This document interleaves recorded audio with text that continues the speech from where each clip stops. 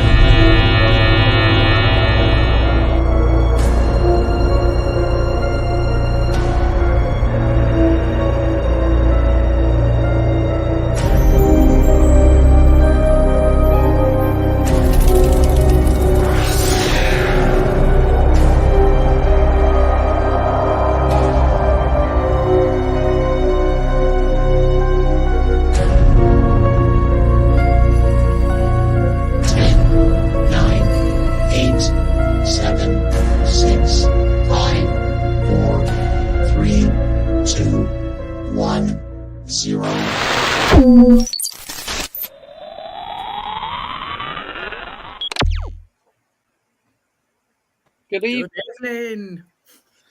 So we are joined tonight by Michael, all the way from the US. So take it over. Do you want to introduce yourself? Before that, I gotta say that was a really cool intro. Oh, Thank you. A lot of hard work. Andy, all the credit for that one. The only image that caught my attention that I was like, I don't see that one happening is seeing the car being lifted into the UFO and the person just holding a camera to it. Like, I think they'd more be running. Yeah, probably. I did think that when I was putting it in the video, and I thought, no, because it's a good perspective. You know, but there are people that probably would stay in there and film their car getting taken away so they can go, hey, insurance, am I insured for this? Is it an act of God? Yeah. Yeah, okay. Natural occurrence. Yeah. Oh, dear. Thank you for that. You're welcome. So, as you mentioned, I am Michael Kopf. I am a paranormal investigator. I have been having paranormal experiences since I was 2 years old. And I did a few things of going around and having paranormal experiences when I was traveling abroad in Egypt and France. Yeah. And places around the US, but I never really was like, okay, let me go investigate this because I thought this was only on TV. People do that it wasn't a real thing. Yeah. And then I got approached like 4 years ago or 4 or 5 years ago to join a team. And I was like, whoa, this is real. People actually really do this as teams. That's cool. Yeah. So I joined a team, and the very next day I went on a paranormal investigation, and I was hooked, and I've been doing it ever since. I recently did a look. I have investigated in 3 countries. Well, experiences investigate and actually investigated in 7 states so far. Wow. And so it was really kind of fun. And a lot of the times I've realized when I first started, I was thinking, okay, this is going to be like, if I want to do this for a living, or if I'm going to put my name to this, I got to do it right. I got to make sure I can do it professionally. And, all these guidelines. And I was like, strict. I was like, and then I watched Tennessee Wraith Chasers doing I think it was one of their haunted live shows. Yeah. Where they sort of spooked and pranked a newbie, as they called them. Yeah. And was laughing and cutting up, and I realized, wait a minute, I can have fun and be taken serious in this field. Yeah. And once I made that shift, I was like, wait a minute, I'm starting to have experiences now. Yeah. So I realized, yeah, you definitely got to go into paranormal investigating, having fun. Yeah. And being careful. Yeah, definitely. Yeah. You've got to get a good balance. Yeah, you can combine the two. You can do it, so, as you know. Yeah. Right. You're not in an office answering to someone, so you don't have to be the guy in the suit, being judged. Yeah, exactly, yeah. That's so what was your first investigation then? My first investigation was Yorktown Memorial Hospital, right. Which, if you've seen Destination Fear, they went there. I've seen that one. And my first experience there, I've been there 3 times. The first time, to me, it felt a little flat because I think I was so into it, just trying to document. Yeah. I wasn't really having the fun of what's going on and opening myself up to it. But the second and third times I went there, I was like, man, I'm having equipment going off that I can't explain why it's going off. Yeah. And my favorite experience was I put a motion puck on a nurse's station that was in a corner. And in order to touch the puck, you'd have to walk through, the counter or anything. Yeah. And it was constantly lighting up that something was approaching it from the counter. And I'm like, wait a minute. This is how close you have to be to set this off. I'm literally halfway in this counter. Yeah. There is no way I'm walking by this and triggering this. What the hell is going on? And I would move it into a hallway, and then all of a sudden they would start to move and show motion from the wall, not a doorway, from the wall.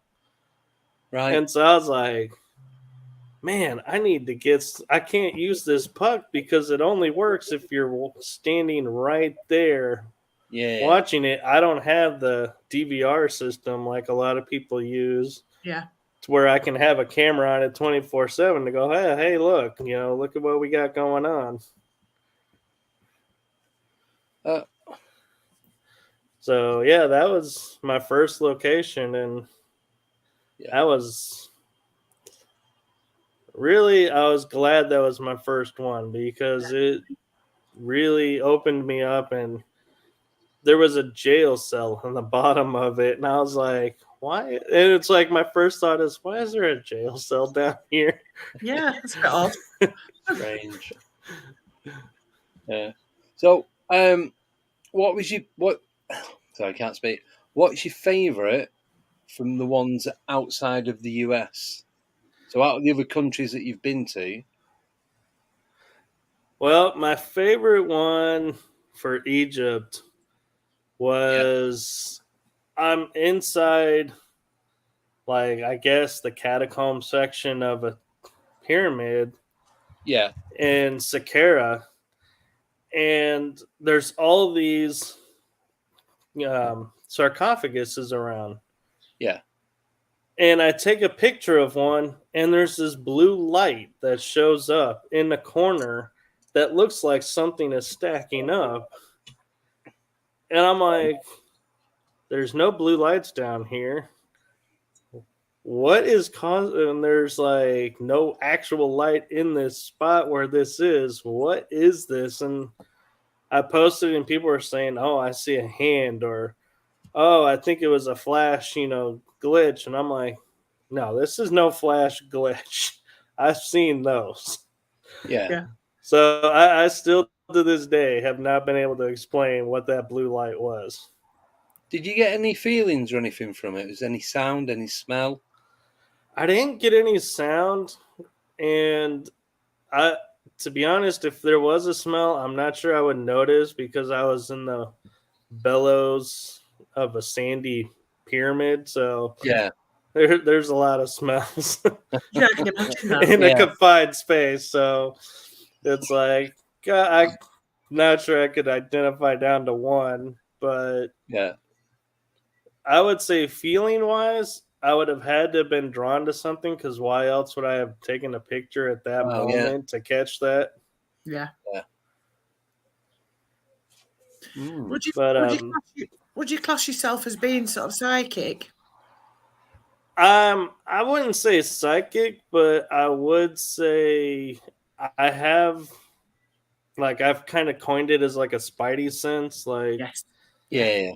if I walk in the room, I can feel like, okay, something else or someone else is in here with me. Yeah. Or maybe 3 or 4. Where they're at, I'm not sure. But it's like I can sense they're there. And sometimes I feel like I'll hear them. And I'll start to turn to look to say, okay, where's this voice coming from? Yeah. Right. So, I've never had that. I've never heard anything. I've heard, I was saying that I have, but we've always been out and about. Never really when we've been investigating inside a house. No. Because I've done, before I did the live streams, used to investigate and that, but never filmed it. And never really heard anything while investigating. I have done when I've been in the house on my own. Yeah. Seen stuff, but like people shouting your name and all that. Yeah. But not it's horrible. Don't like it. Yeah, one experience that got me was when I was in France.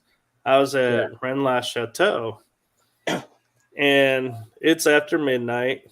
I'm sneaking around town because I'm not sure I'm supposed to be there legally. So being quiet, and I'm with a friend, and I asked my friend, I was like, you know what, let's start heading back. And so we're like, okay. And we turn the corner, and he's like, hey, I think there's something down here. I'm like, you go check it out. I'm going to keep going. And I look up from the path, and there's a lady in white that floats by. Yeah. Wow. And she looks at me, and she floats right into the Tour Magdala. And I'm like, okay, there's no doors here. That's creepy. Well, and then I was like, okay, so that's cool. And then I see a couple eyes down the path when we reconnect, and we decide to head back. The next day, we get to a castle, and they say, oh, if you've seen a woman in white, that means you're been marked for death. And I'm like, crap. Can I go and see it? I was all geared up to that afternoon to tell my friend that was the host of the event that I had this experience, and then I saw that, and I was like, I'm keeping my mouth shut. Maybe if I ignore it and don't speak about it, I'll get away with it. Yeah, it never happened. It was funny because it was like 2 years before I started in paranormal investigating that happened. And it was like last year that I finally told my friend that was hosting it, yeah, I had this experience. And she's like, what? And I said, and this is why I didn't say anything. And she starts laughing and goes, I wouldn't have said anything either. I think I'd have just gone home. But I was like, and I'm like, after that moment, I was like, I didn't go out at night much. And I was like, I'm just going to play the good boy on the rest of this trip. I'm gonna stay in my house now for the next 10 years. Avoid trucks with logs on them and shit like that. Yeah. But I mean, it's funny how your mind automatically picks up on certain things. I'm sure there was more to the story, but the only part of the story I got was See woman in white, you're marked for death. Great. It's like the Cards marked. Yeah. Oh, that's funny. That is funny. Yeah. I don't think I'd have found it funny, but that No, is I funny. think at the time I'd have been beeping myself and running and Yeah. crying. No, I know. I'm sitting here going, what do I do? Because I'm in a foreign country. How do I explain Yeah. I'm going to die from unnatural causes? Yeah. What's going to happen to me on the way home on the plane? Am I even Yeah. going to get home? Yeah. Yeah, I'll walk home. It might be safe. Yeah. Yeah. Oh no! Just going back to what you're saying about hearing voices and that. I've heard whistling and low noise conversations and humming and singing, but you can't make out what's being said or sung. Yeah. That's as far as I've not heard like a conversation like what we're having now. I've heard like muttering and mumbling or something, and that's as clear as it's ever got. That's the same Yeah. for me. If I hear it audibly, I'm like, I could tell you there's voices, but I couldn't tell you what they're saying. Right. Okay. I weren't sure if you was picking up different than to how I hear it. So it'd be like, say there's a couple of people in the distance, you can hear, you can hear the vocals, but you can't make out any of the words or what the conversation's about. And I didn't know if you was getting it different to what I am. No, and for me, the mumbling is so hard to understand. I couldn't even tell you if it was male or female when I hear it a lot, most of the time. No, like, I can make it's a out, voice. Yeah, I can make out like male and female, but that's it. I couldn't even give you one word or one syllable or anything. Yeah. Or Now, even with the singing's like sounds like really distant. Do you know, like when you've seen these movies and it's like there's a gramophone playing in the background? Yes. And then you can hear a woman singing, say, from argument's sake, the 1920s. Got an impression of someone, and you hear, that sort of thing. Like you can hear what's it called? Melody. Yeah, you can hear you can tell it's someone singing. It's a melody. It's not someone talking. Yeah. That's all I've ever got. I can't say I've ever heard someone singing. That would be kind of cool to catch, though. Yeah. Yeah, I got that when I wasn't recording it. It was a place where I used to work, and we used to wear it. Always the case. Yeah, I actually left that job because of the stuff that was going on in the basement. Oh, see, I would have stayed. Yeah. I would have been like, free investigations, man. I'll just go down to the basement. Well, I worked there from 4 in the afternoon till midnight, and I used to have to go in the basement on my own. And it got to the point was I'm taking somebody with me or I'm quitting this job. That's how bad it got. Yeah. See, I had experience where I was in West Virginia at a school. Yeah. And I don't know if it's the famous school or not, but the school was called the Ramsey School. Right. And my friend and I are with another friend that we met up with, and we're walking around, and I go into this classroom. Yeah. And I do break the cardinal rule. I do sometimes wander off by myself during investigation. Yeah. But as I'm in there, I step into this closet, and all of a sudden it's like I feel like something has just grabbed a hold of my shoulders and tries to push me through the floor. And I'm like, I'm not going through the floor. Stop. And so shouldn't be in this area. And I get in the hallway, and my friend is like got a look of shock and laughter on his face. And I was like, what's going on? And they go, my hat just got flipped off my head. I'm like, what? I'm like, where was I? Why doesn't this happen while I'm there to watch? I was like, you got your hat flipped. I'm being pushed through the floor. We're going to have some fun. Yeah. And so our friend walked off, and she was talking with the owner, I think, at the time. And my friend and I decided we're going to split again. And I was about to head into another classroom on the other side, see what's going on. Yeah. And we both hear this girl call his name. And we both turned and looked at each other. And he's kind of giving me this look. And he's like, "Did you hear that?" And I'm like, "Yes, I did hear that. Couldn't Yeah. tell you where it's coming from, but I heard it." And we're like, in just a second, like where you're, but like, okay. And about, to return to normal investigating, we hear a giggle and Yeah. both of us run up the stairs because we're like, this is where it's coming from.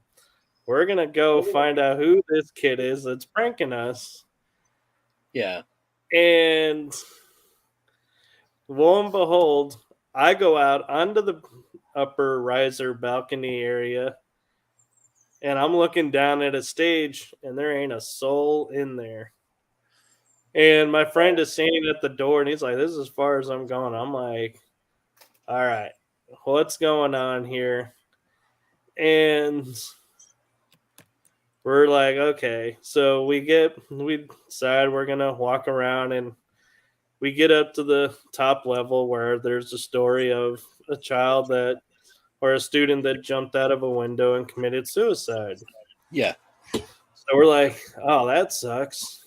So we get up there, and lo and behold, there is one room that is just coated with flies. No flies anywhere else, but there is just a whole bunch of flies in there. And I'm like, "Yeah, I'm not going in there. No. I'm just gonna, let that room have that." And my friend and I kind of talk, and we do our own thing and explore a little bit, and then we get together at the end, and we say, "Okay, well, we're gonna continue our little road trip that we were on." And Yeah. thanked everyone for the experience. And we get to the car, and my friend like puts his arms on the cross on the car like this, and looks at me in a straight face and goes, "Thank you." And I was like, "Thank you for what?" He goes, "Thank you for not running." Because we're in a chat group and we're always talking about how we'll run towards anything, but you never Yeah. know until you're in that moment. And so I No. was like, yeah, I was kind of surprised to myself that I ran right to the voice instead of Yeah. running out of the building. Yeah. So, what's the most haunted place in Texas then? You said you were from Texas, didn't you? I am in Texas right now, and boy, I don't know that I could pick the most haunted that I've been to. Um, Jefferson, the city of Jefferson, has a whole lot of history and haunted locations there that, it's like, wow. Um, I've been to Mineral Wells, and there's a couple good paranormal spots there. One that unfortunately closed recently, Oh. but the other one that opened up is on a military base.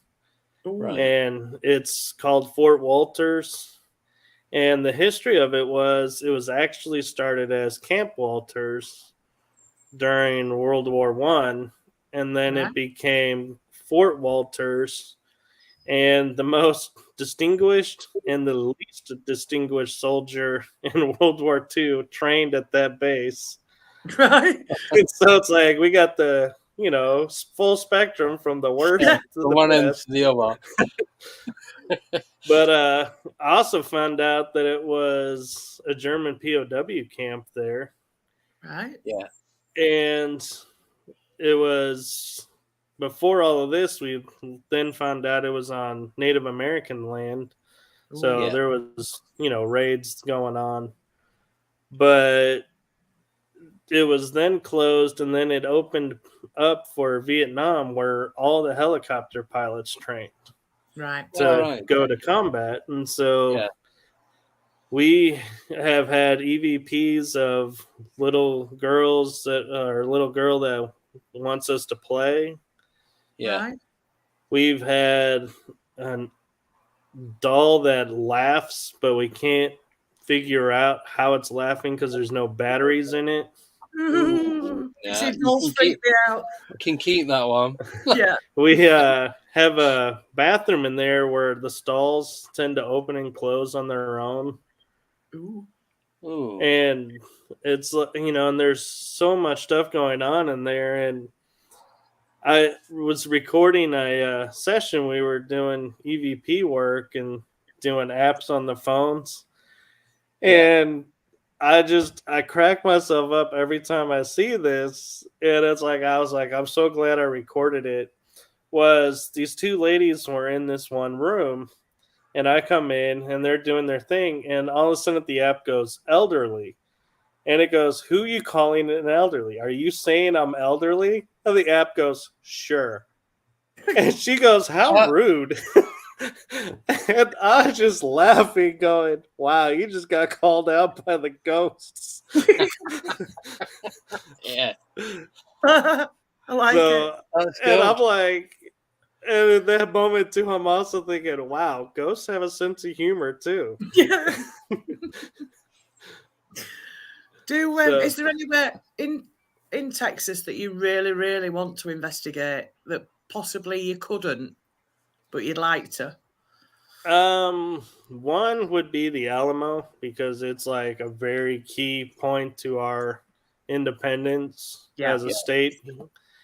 Another one would be there's a courthouse in Gainesville where they did some lynching, and I'm Right. not quite sure how open they would be to allowing people to come in. Yeah. And some more of the military base would be fun to do, like the barracks and stuff where life's going on. Definitely, yeah. Yeah. Because it's like everybody will assume, yeah, you go to the pads where they practice, that's going to be your worst. And it's like, no, probably the worst activity will be where they hung out because that's where they probably would go when they're done. Oh, yeah. It's like, if I can go anywhere, why would I go to the trauma? Why not just go where I can relax and just where life was good? Chill out. Yeah. So, is there anywhere where you want to go that's not accessible, or have you been anywhere without giving too much away? One place I'd like to go, and I don't know why, but it's like it pops up in my head all the time, is the Island of the Dolls down in Mexico. Oh, I've seen videos on that. Oh. It's like I feel like that would be like my coup de grace of would I run or stay moment being there. Yeah. It's like the crucible. You would find out. Yeah.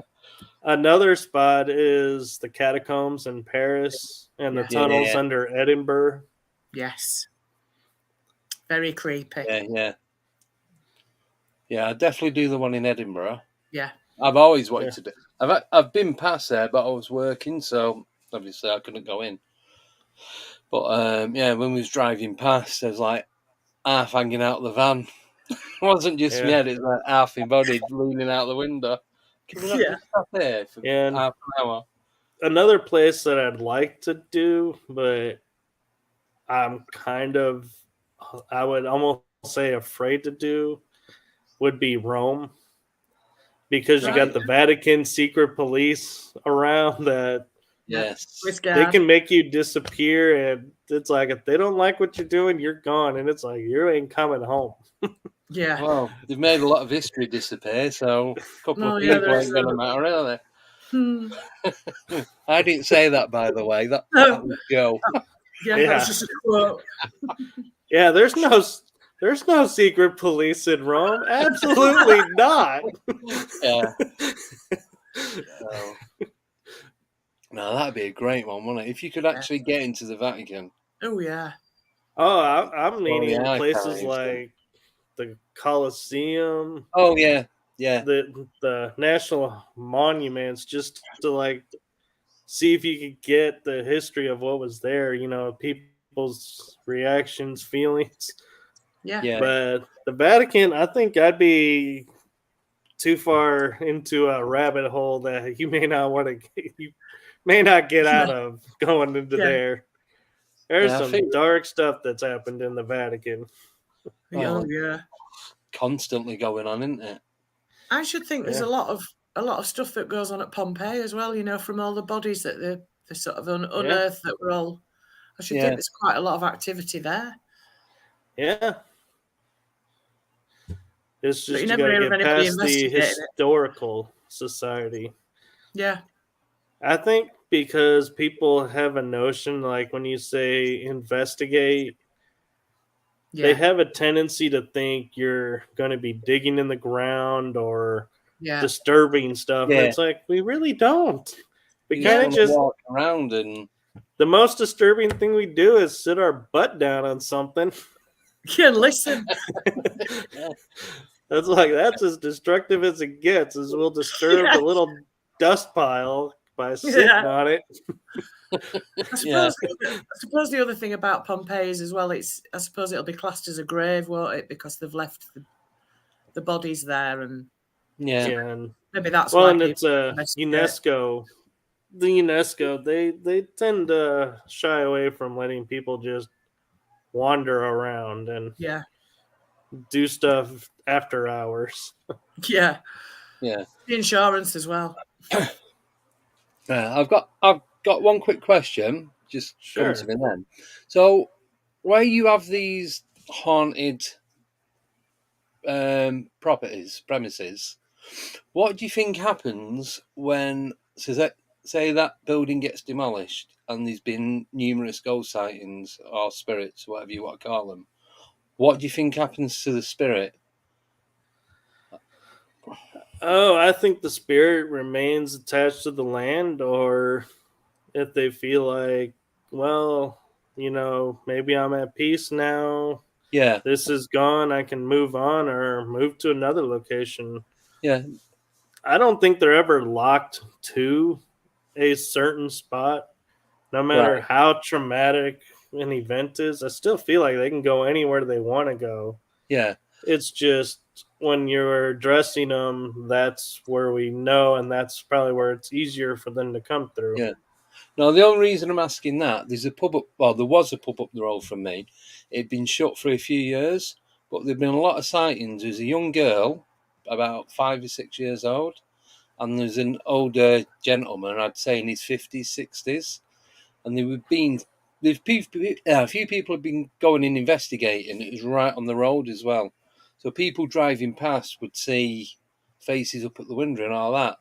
And it was about 6 months ago they demolished the building. It wasn't big. It wasn't a big place, and the land wasn't that big. You could probably build about 2 medium-sized houses on it. So even the car park, you probably only get about 20 cars in the car park. So it's I'm just curious as to what people think happens to them when stuff like that goes on. I would say I'd probably say because they're probably more attached to the land than the building. Right. That I would say they could almost go into slumber until something like if the pub is demolished and it's just the foundation, they may just go and sleep and be like, okay. And then when people start building on there, they're like, oh, wait, who's disturbing our space? What's going on? And make a reappearance. Yeah. Yeah, because at the moment, it's just flat land. I think they're building a small apartment block on there. So I'm hoping once it's built, I'm going to have a drive up and see if I can find anything going on. And it may take a little while because, it's, we think, they're watching everything. And so they'll automatically be like, hey, but they kind of got to get to know what's going on too. Oh, and be like, what is this? Oh, yeah. Don't want to touch that. Don't want to go near that. Yeah. Oh, there's less people over here. Maybe we want to go over here. Yeah, like keep out the way sort of thing. Like the little girl, she may want attention. So she's like, where's everybody at? And figure out that's where I want to go play. Whereas the older gentleman may be like, I'm not so much into this, whatever they're doing. let's go find a quiet corner and just go and sit. chill somewhere. Yeah. No, that's cool. Right, we've got a few questions from the viewers. Start with this one from, sorry, 1 second, from Rick Allen. Why does Michael think there's an increase in paranormal happenings? So I would say one is more people are aware of it now. It used to be Yeah. something we didn't talk about, so it was kind of underground. So now that we're able to talk about it, people experiences and everyone, it's not getting shunned by it, so it's becoming more popular. Yeah. Another thing I would say is the ley lines around the planet are becoming more energized. Yeah. So that's giving them more energy to do what they feel like doing. And I would say with the energy of the planet and all the stuff that it's going through with this galactic alignments and everything is also feeding energy that's allowing spirits to say, oh, hey, there's people here now that can see me and or can understand me. So, hey, let's, I finally have someone to talk to. Yeah. Yeah. I've got a quick question. Have you ever seen a UFO? I believe I have. And I can do one better. I believe I've seen a UFO battle. Wow. Tell us about that. That sounds interesting. So this isn't a video that I was going to put out this week, actually. So you guys got dibs on getting a preview of what's coming. Yeah.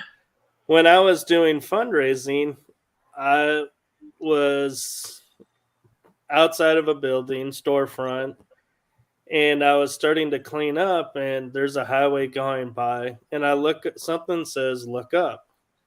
Yeah. And I see this black object just sitting there in like a purplish sky. And I'm like, okay. So I'm like, that's pretty cool. So I look down, gather my stuff up, and I look up. The object is still there. And it's probably been like 5 minutes. And I'm like, how is it still in the exact same spot? Yeah. So I photograph it like 3 or 4 times. And in the process of photographing it, taking down my stuff, going inside, checking out, coming out, gathering my stuff to put it all in my car, the object is still in the same exact spot. Yeah. And it's quiet. So I'm like, that rules out helicopters because those things, you can hear those things, no problem. Yeah. I don't know of many planes that can just hover and spot for long periods. No. So I'm like, I'm looking at this and I'm going, okay, so I can't identify what exactly it looks like. It is flying because it is over the tree lines. Yeah. And it is an object. So I'm just going to call it a UFO. Yeah. Oh, yeah. Now, as for the experience of the battle, as I call it, is I got my mother out because I had come home and I was like, just randomly was walking in the front yard at night and I look up and I see what looks like a cloud with multicolors going. Right, yeah. And so I go inside and I'm like, hey, do you want to see something really cool? I think it's a UFO battle. She goes, what do you mean? I said, you got to come out and check this out. So we come out. It's a cloudy sky. One cloud has bursts of light, like flashes on both sides, different colors. They're not the same colors. So I wouldn't say it's like lightning because there's no streaks of light. It's just a flash of light around the cloud. And it's one cloud out of a cloudy sky. Yeah. Yeah. So I'm like, I don't know what's up there, but it looks to me it'll be a battle. So I'm calling it a UFO battle. Yeah.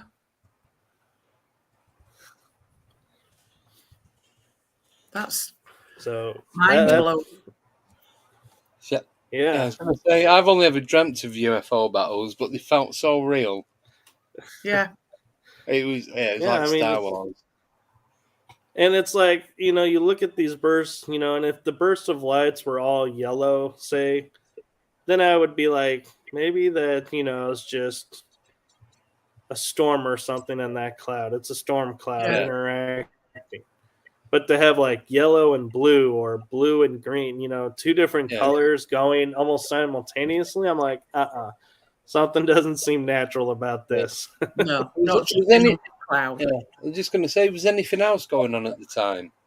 Or it was just a quiet night, and to be honest, I couldn't even hear what was going on, and the bursts of light were quiet. It's like if you just didn't look up and see them, you'd never know they were going on. Yeah. Fabulous. I'm going to have to keep looking up. I know, you say I look up quite a lot now. I do, but I never say anything. Yeah. Never. I mean, and the ironic thing is, I mean, it's just a matter of, you know, if your instincts say look up, you just got to trust that there's a reason and look up. Of course, if you're driving a car, I would suggest you know, stop the car maybe. Pull over. Oh, slow down and do Don't be driving and going, hey. Don't tell everyone. No, I just slow right down to like 1 mile an hour. Yeah, because if you get graduated, it doesn't matter if you pull over or not, you still might get abducted travelling. I know, I'm like, van straight up, gone. Yeah. I even had, I don't know if it's UFO or what it was, but I was coming out of, it might have been an investigation or it might have been a work day at the Fort Walters base because I helped them out. I come out of the building and I'm walking towards my car and I look up and it's like a light was like here and just goes like this and just zipped out. Oh. And I'm like, it wasn't close, but it was because, you know, I had to look up. But I was like, and then the owner's husband comes out and he's like, hey, what's going on? I was like, yeah, you're not going to believe this, but I just seen a light just zip away. And he's like, really? I'm like, yeah. Wow. So, amazing. Right. Another question. Yeah. Another one from Rick Allen. Does Michael believe that fate or destiny brought him to this point?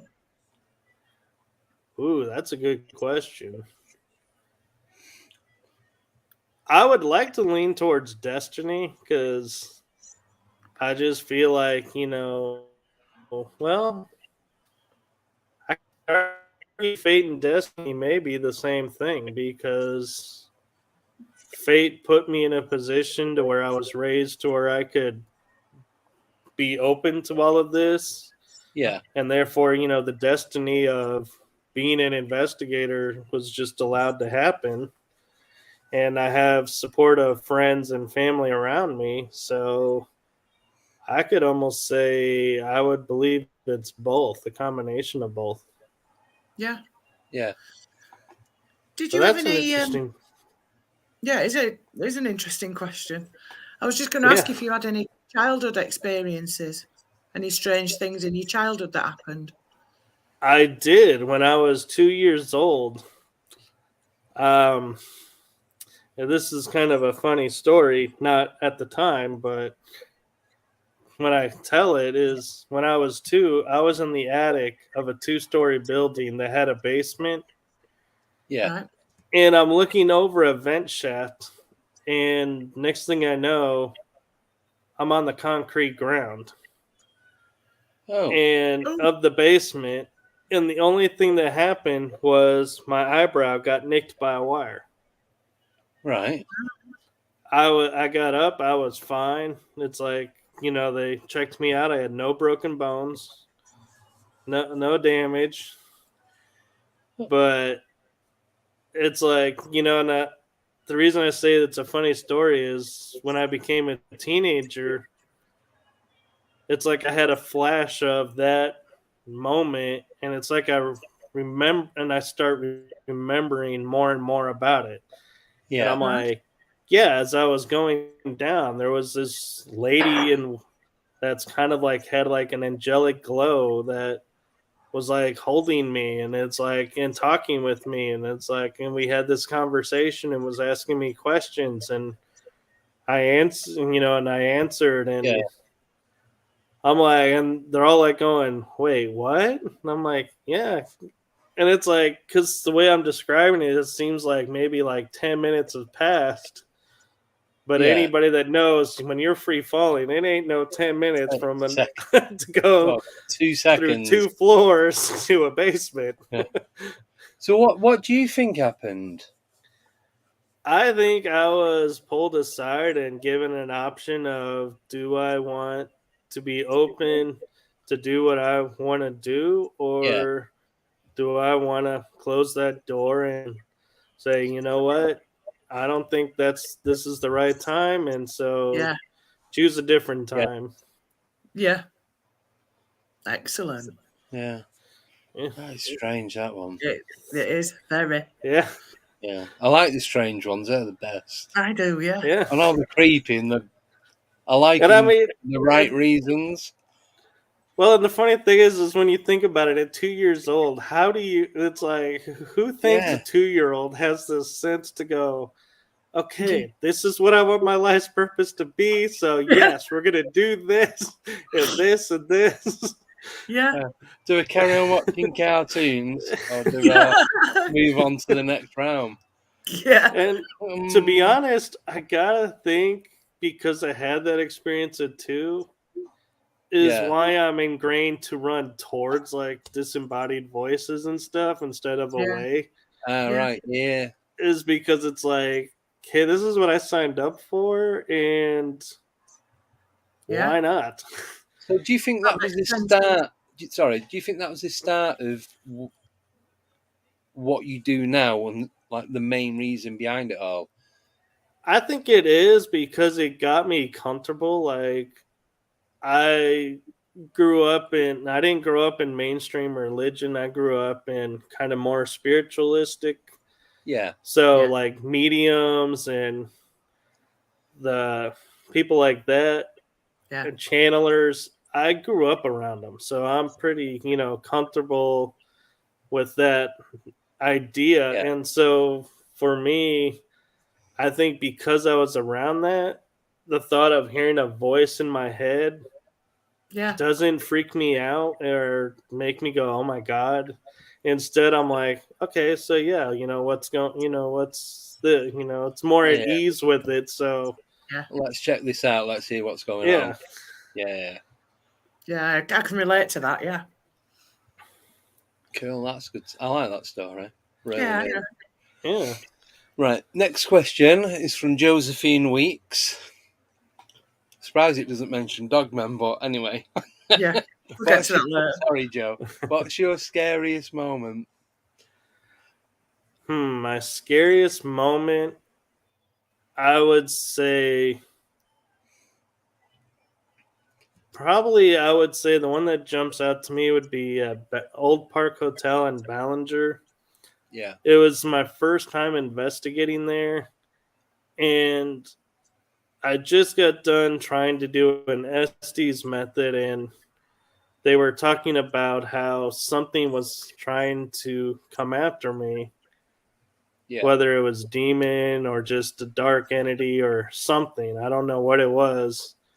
But for the whole rest of the night, my team leads would kind of be like teasing and going, "Oh yeah, you're sleeping on the end of the building, the wing of the building all by yourself because you're the only room over there.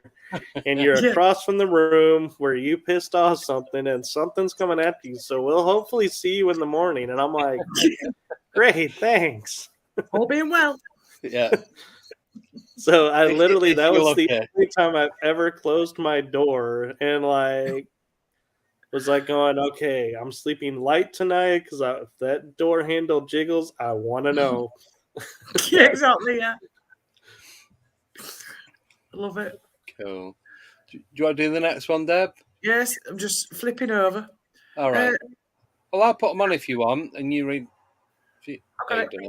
Another one from Rick. What piece of kit is crucial to an investigator? I would say the 3 pieces that to me are crucial: yourself, camera, and a flashlight.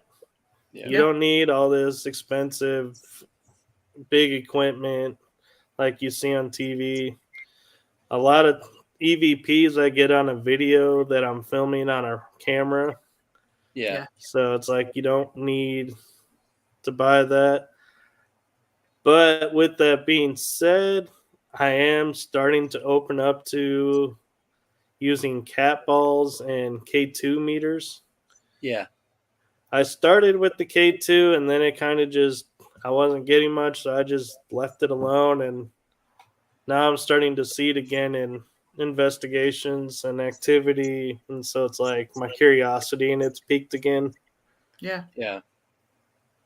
Have you ever thought about using a ghost box? Is that, or have I got that? Is that the same thing?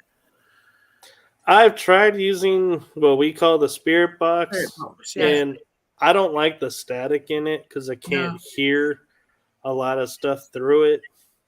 It's like my hearing automatically goes, there's static, and everyone's like, oh, I heard this and that. I'm like, I ain't heard crap. Yeah. All I can hear is static. Yeah.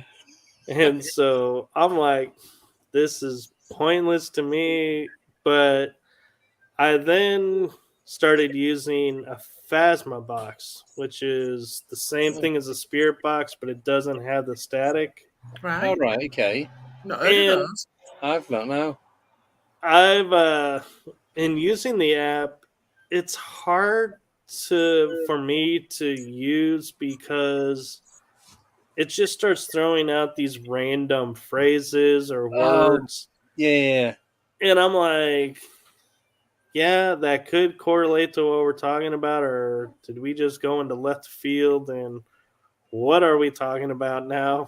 Yeah. So so that's an app.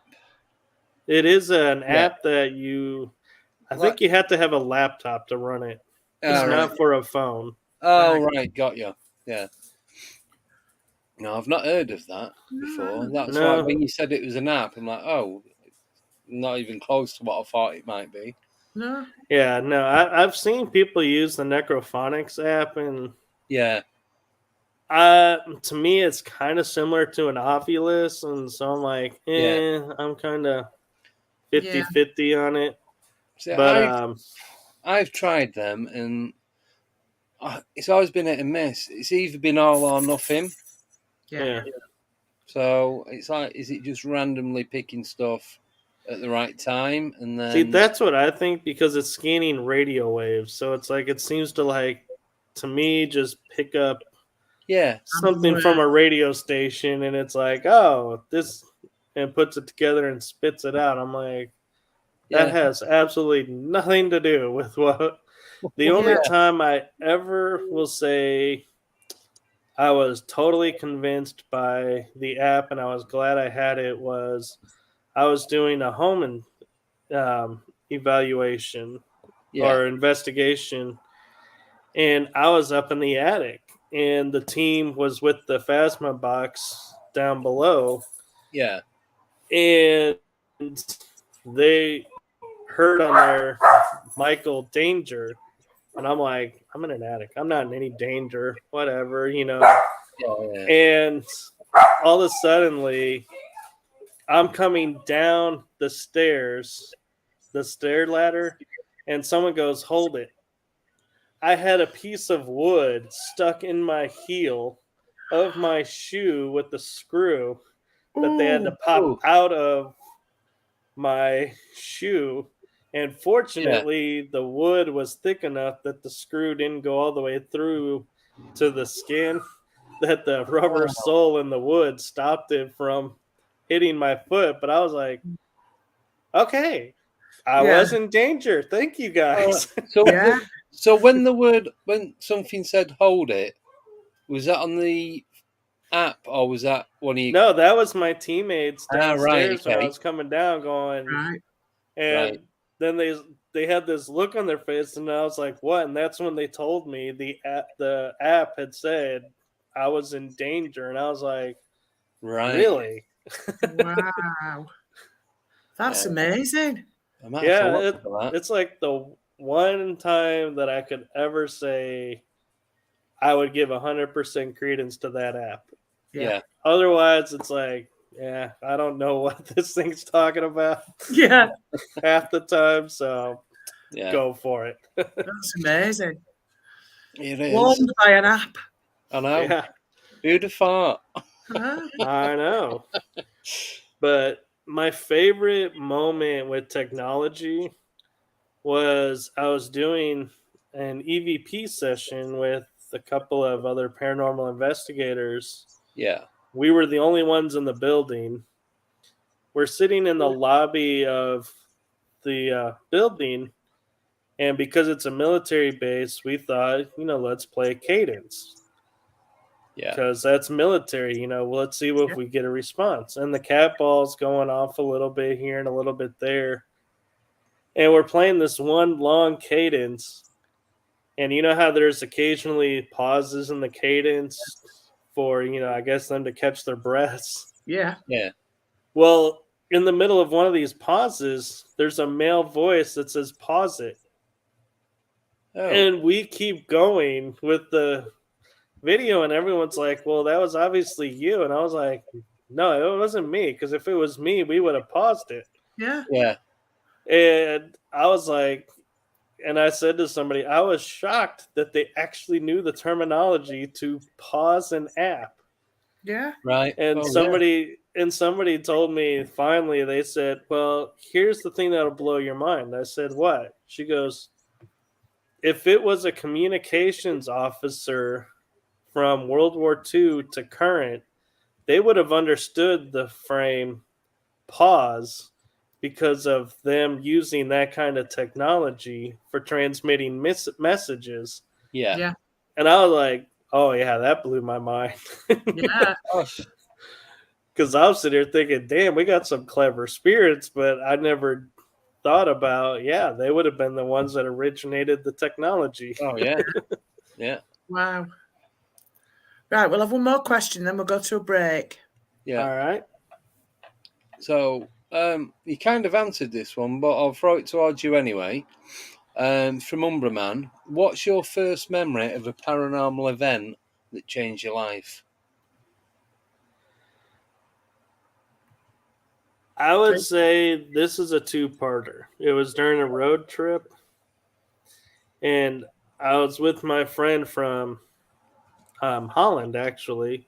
Yeah. He was visiting in Texas, and we went on a road trip.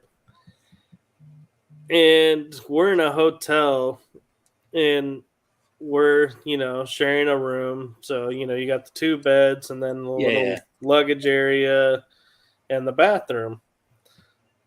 So I decide while he's watching TV, I'm going to go in the bathroom, take care of some stuff and check my phone for a second.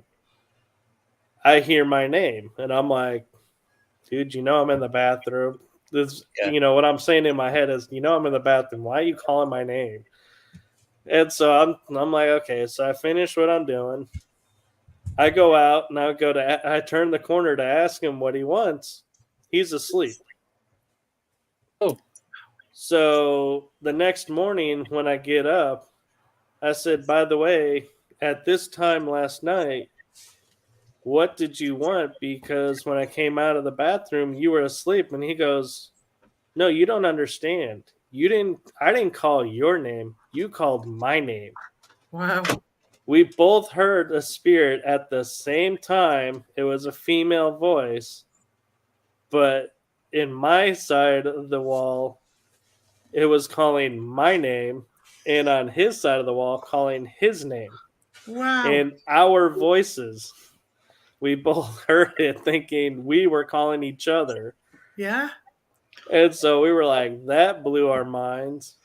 And we were like, boy, we are getting ready to have some real fun. And the other part of that is in Arizona at the Grand Canyon. So this is my first time being there. And he says, "Do you want to see a paranormal painting?" And I was like, "Paranormal painting?" He goes, "Yeah.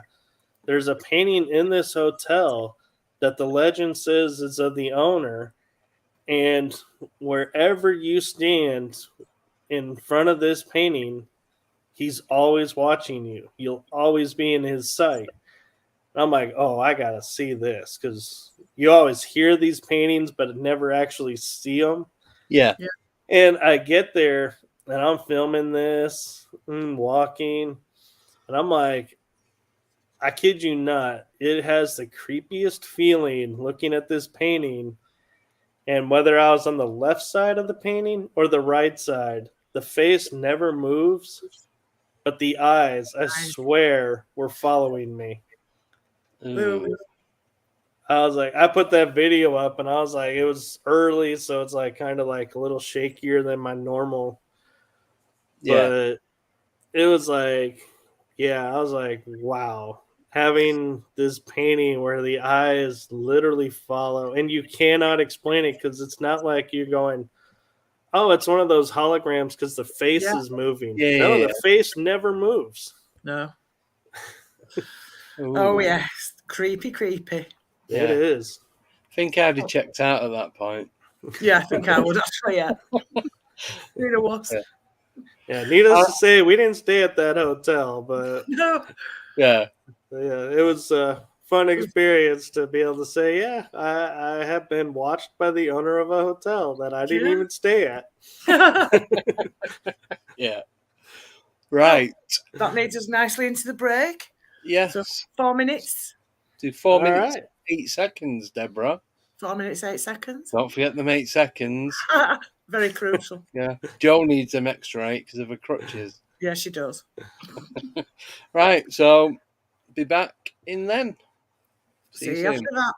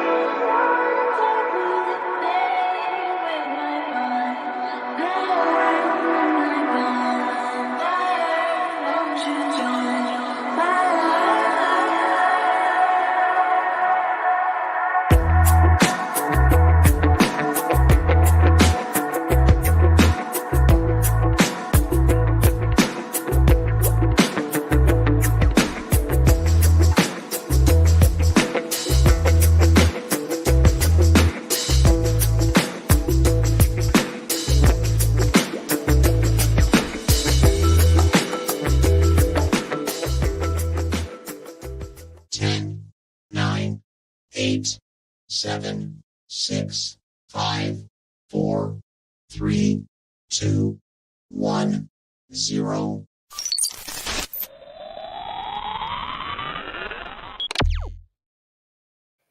And we're back in the room. Oh, yes. Oh, yes. Right. And we have more questions. More questions. Deb, do you have any questions before we go? Sorry. No, not at the moment, no. Right, that's all right. Just checking. Jude wants to know, do you think the reason it's difficult to catch evidence on camera is because the spirits know that's our goal? Oh, that's a hard one to answer.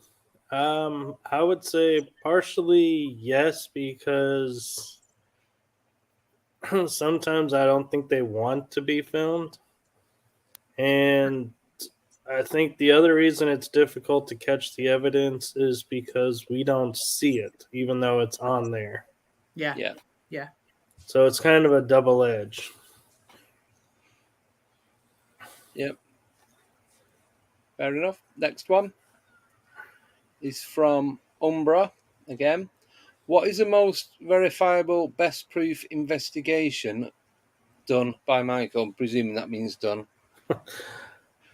I would say if you check out my YouTube channel, I tend to post my stuff there. So I have EBPs that I've caught. Yeah. I have video of like cat balls going off where there's nothing around them. So there's no way, I could say this is somebody's doing this. Yeah. Well, I was going to say, I've put the link to your YouTube channel in the description. Oh, thank you. So people want to go and have a look, they can just click straight on it and then subscribe. So, yeah. All the information's on there. The one moment that I will say solidified me using cat balls is it was on a bed, on a puzzle where pieces were taken out, what kind of resting on where like almost the rounded corner is. Yeah. And you never see the cat ball move, but it starts going off. We ask a question, just as it finishes, it goes off again. Right. And we ask a question, just as it finishes, it goes off again. And then we're like, if somebody's really here, do it again. And the second it finished, it went off again. It was the one and only time I've had 4 instances in a row of a cat ball detecting motion and lighting up. And each time it waited till you finished talking. Right. Or it would light up during the question. But still, okay. It was like right after. One after, like, continuous. It was like something sitting there going like this with it, just having fun. Like, all right. And it's like, it never moves. Yeah. Strange. Yeah. I don't think I'll use cat balls. No. It does add an element of humor to the. I do keep looking at them on Amazon. It's like they are like only a few quid, a few pound. So it's like, do we get some? Do we not get some? So if anything, it adds an element of laughter to the investigation because, like, the first time I seen them in use was a guy that was the team lead put him on the floor in this room. He had one on a floor and one on a chair. Yeah. And I'm sitting here filming it for our team at the time alive. And he goes, okay, so who wants to play with my balls? And we all just start laughing and going, oh my God. And we're like cracking up and going, did you just seriously say that? Yeah. And he's like, and we spent like 5 minutes laughing and making jokes about the cat balls. And so, yeah, I mean, if anything, it helps raise the energy with the laughter of, you know, watching them go off or not go off and trying to get Spirit to play with cat balls. Yeah. Right, next question is from Rick Allen. Does Michael notice anything that's different in the USA from the rest of the world? I would say yes, because in essence of like population and people being here, Yeah. we're only like 200, 300 years of having like European people here as Americans. Before that was Native Americans, and they were spread out. So, we didn't have a condensed population. No. Whereas like Europe, has the Roman Empire and everything for thousands of years. Yeah. Yeah. And Germanic tribes, there's the Celts, there's, all these different things, the Crusades, there's the medieval times of, knights fighting knights. Yeah.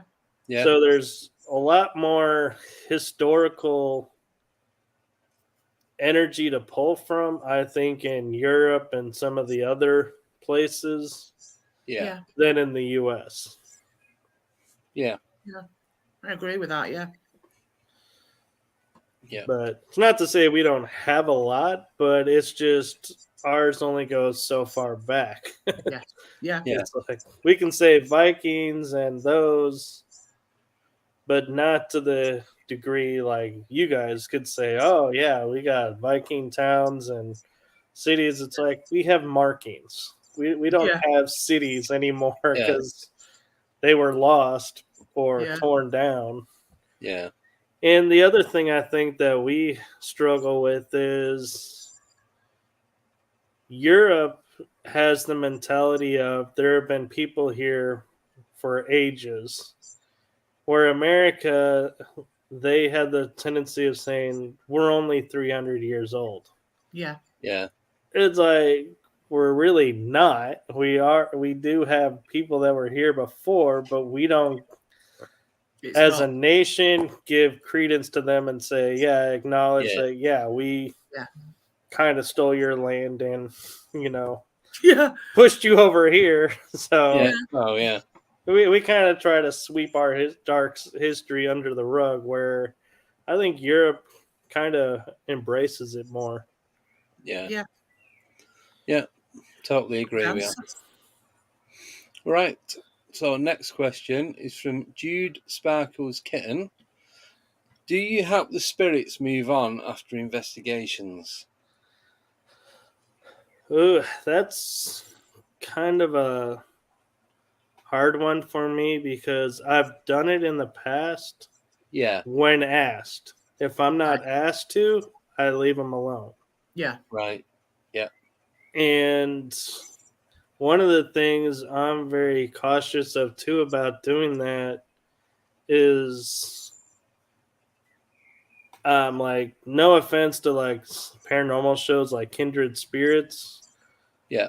But there was an episode where I was watching it, and at the end, Amy says, "Oh, we helped the spirits move on, and there's been no activity since." And I'm like, A, were you asked to do that? And B, I would have liked to have investigated that location, thank you. Yeah. But now it's like, now what's the point? And it's like, now, isn't it? If the people were making their living off of that entity, it's like, and you passed it on, you just ruined their business. Yeah, exactly. You just shut it down. So I'm one of those, and I'm like, if the spirit and the owners are open to it, I will. Yeah. But if they're not in congruence, then I won't, because I don't want to be responsible for someone's livelihood. No. Yeah. Being interrupted or taking a spirit from doing what it needs to do under the assumption that it's done because it's a spirit. It's like, maybe not. Yeah. Yeah, we don't know if they want to stay or go or move on or do whatever they want to do. I mean, it would be like, not to go to cartoon, but like Casper, he's friendly. He's just helping people be, getting through life. Yeah. If I go and move him on, that kind of doesn't help anybody, and he was being helpful, and so why did I move him on?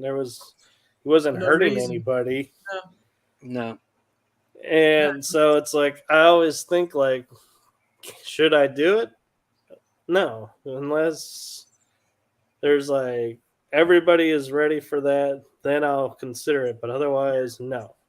No. Fair Yeah, enough. I agree with that. Yeah, me too. Thank you, Joe. I saw she just subscribed. You subscribed, yeah. Oh, yeah. Next question's from Warren. What is Michael's view on what ghosts, spirits actually are? I would say, boy, this is going to get into metaphysics for me, is Go for it. Ghosts and spirits are energy. They're neither good nor bad. It's our perceptions of them. Yeah. And how we interact with them. With that being said, I also feel like some of them are interdimensional, and that's why we sometimes see them and sometimes don't. Yeah. Yeah. It's like a glimpse, as they may be jumping between portals of dimensions, and we just happen to be looking at that one middle spot where they were here. And I mean, it's like the Bigfoot, you know, I believe they're real, and I believe the reason we can't find them is they're either living in the center of the earth or they're traveling through the dimensions. And so that's why we don't get photographs, or all our photographs are blurry, is because I think they're in the gate being shifted. And so that's my personal beliefs and feelings on that. And I always tell people I never go into an investigation saying this is a demon, that's a demon, because I go look at society. If you walk into a room and I go, boy, that person's really dumb. And the next thing you know, 3 other people come up to that person and go, boy, you're really dumb. Yeah. And then 10 people come in and say, you're really dumb. What's that person going to think? They're dumb. Yeah.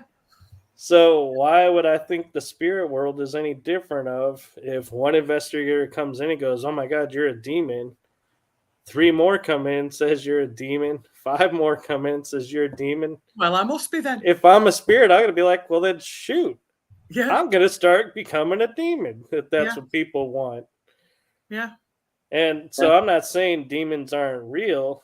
I'm just saying I think a lot of times they're just like a dark energy that's not necessarily demonic, just being misidentified.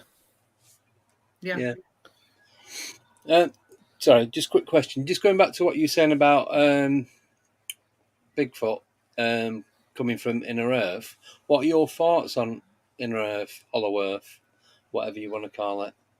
I would say, I mean, we look at the caverns that we have and the cave arts and everything.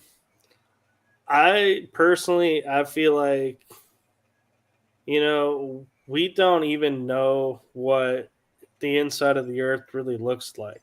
No. We assume it's the core, inner core, outer core, mantle, the crust and everything. But there is so much that's unexplored yet because we don't have the ability to go into it. No.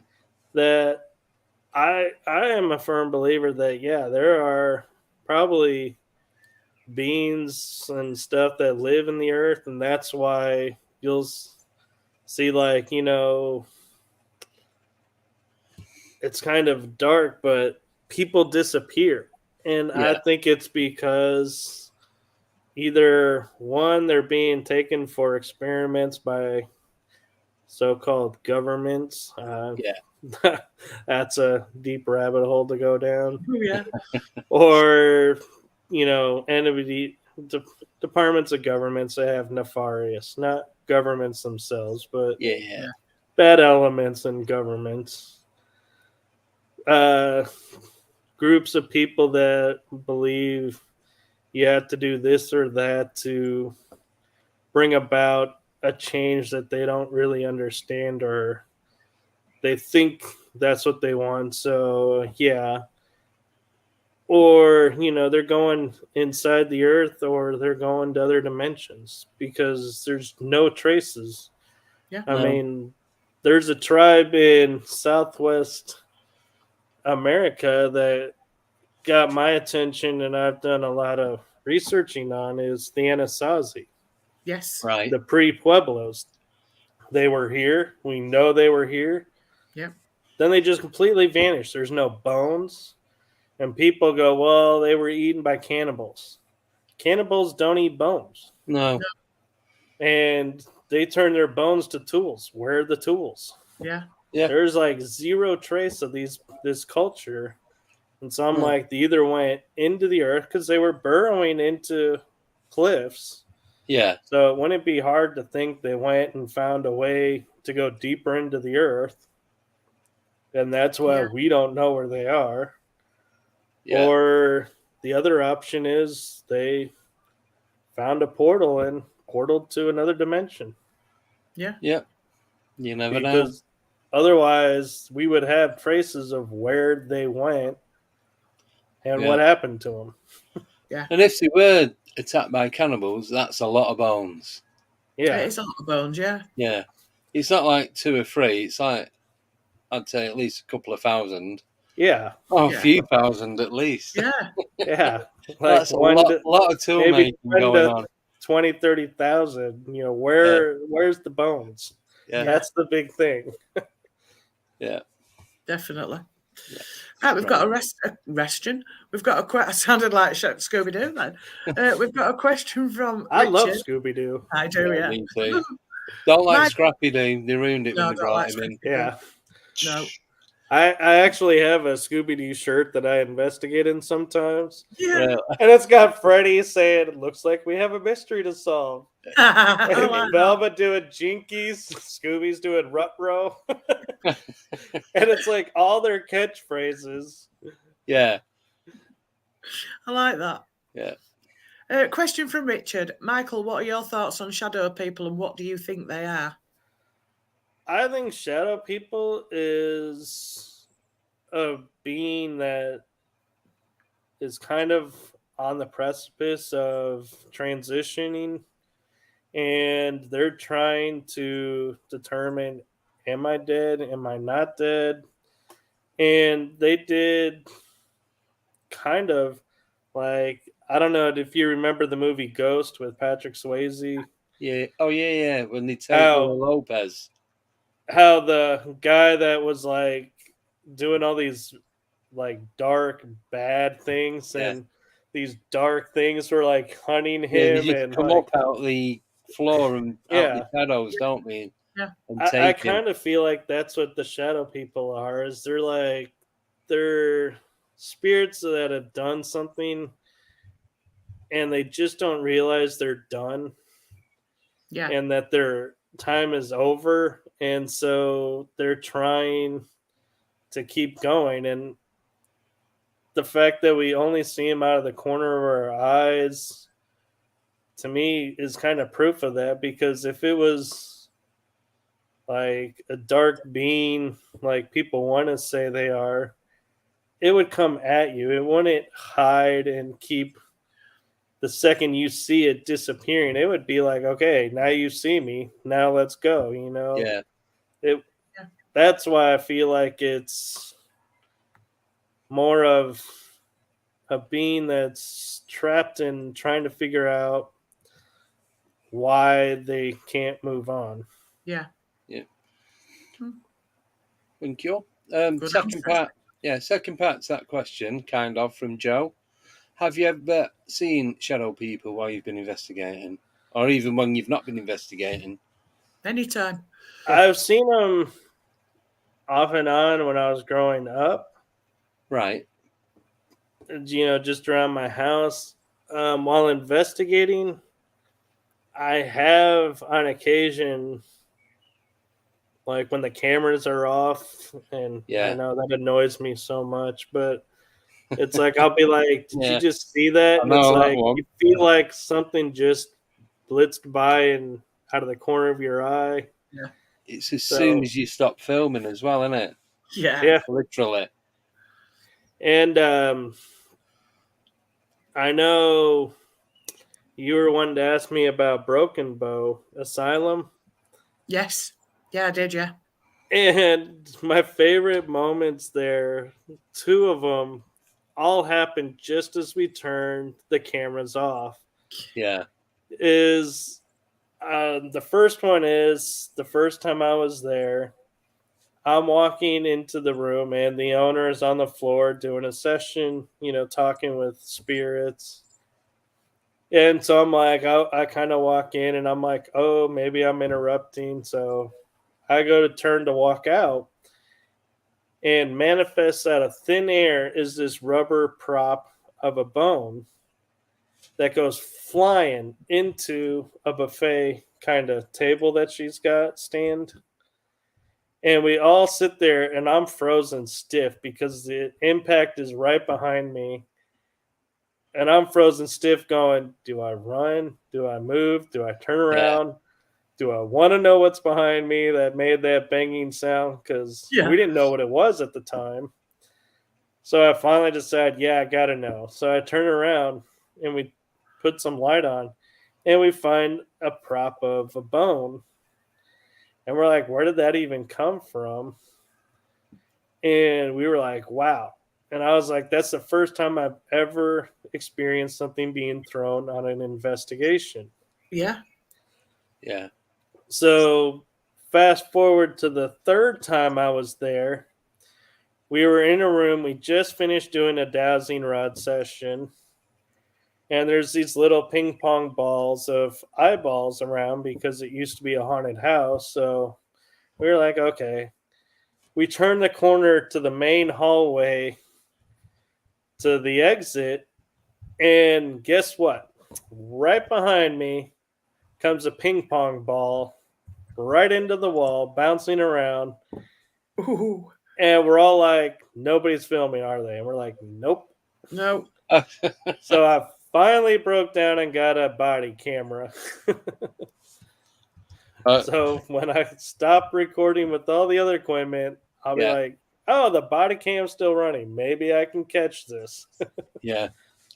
But you'll be facing the wrong direction when it happens. So. Well, but you can see the ball moving, and so you can say, oh, and you'd hear the impact.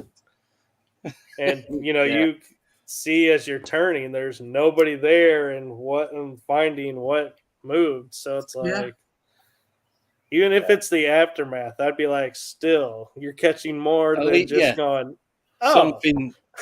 Something's better than nothing. Yeah. I want to just ask, seeing as you mentioned dowsing rods, how do you use them, and what do you think? What's the best way to use them?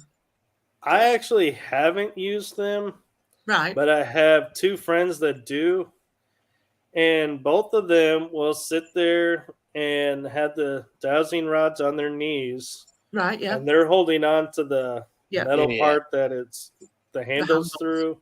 Yeah, and they'll ask a question. And then when the question's over, they'll say reset. And so they'll put it back and then ask the next question. So, and one of the things that I liked about one of my friends in Oklahoma when we were doing it at the asylum was somebody got excited and started asking a question before she could reset. She goes, hold on a second. Okay, reset. And it's like she literally froze the moment, reset the rods, and goes, okay, now you can ask your question. Yeah. Right. Instead of just letting them ask and being like, okay, I think your answer is this. She's like, nope, if you're going to ask a question, we're going to do it right. Yeah. We're going to get the correct response. Right. So she always says reset before the next question. She'll always she'll say it or she'll think it. And so you can see the rods moving. Yeah. So she'll always say it out loud. And the one thing that I noticed that I think is crucial when you're doing the dowsing rods is you always got to figure out what your yes and no. Yes. Yeah. And remember to explain to people, you have to ask yes or no questions. You can't say what color blue is the sky, because the rods are going to be looking at you like, Yeah, how do I answer that? Or a double question like, are you alive or dead? Yeah. It's like, Well, Yeah. I've got the dowsing rods, and Ali, who comes out investigating with me, she was using them, and we was doing yes for when they cross over, and then no for when they open up. Yeah. Right. And that, I think, if you stay with that, you can't really go wrong. No, and if you position them, I think the one thing that I appreciate about them putting them on their knees, I'm going to try that. and so that is you realize your arms are more relaxed. Yes. So you're not like intense midair going, okay, I can't move my arms. I can't move my arms because that'll cause these to react. You can be still and the rods are free to move and do what they want to do. Yeah.